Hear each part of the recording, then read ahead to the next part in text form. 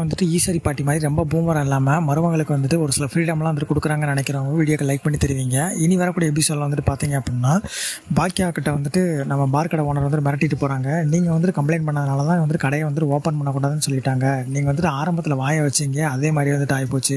இப்போ உங்களுக்கு தர வேண்டிய காசு வந்து தர முடியாமல் போயிடுச்சு. எனக்கு 2 வேலையாக வந்துட்டு ஆயிடுச்சு. கிட்டத்தட்ட நான் வேறு ஒரு இடத்துல நான் ஓப்பனிங் போட்டாலும் அங்கேயும் வந்துட்டு மறுபடியும் வந்துட்டு ஓப்பனிங் விழா நடத்தணும், அங்கே சாப்பாடு வைக்கணும். இப்படி உங்களோட பிரச்சனை உங்களுக்கு முடிஞ்சது, எனக்கு கொடுக்க வேண்டிய காசை நீங்கள் கொடுங்க அப்படின்னு சொல்லி கேட்டதும் தர முடியாதுன்னு சொல்லவும் நம்ம பழனிசாமி வந்துட்டு அந்த இடத்துல வந்துட்டு அவங்கள்ட்ட காசு வாங்கி கொடுத்துட்றாங்க.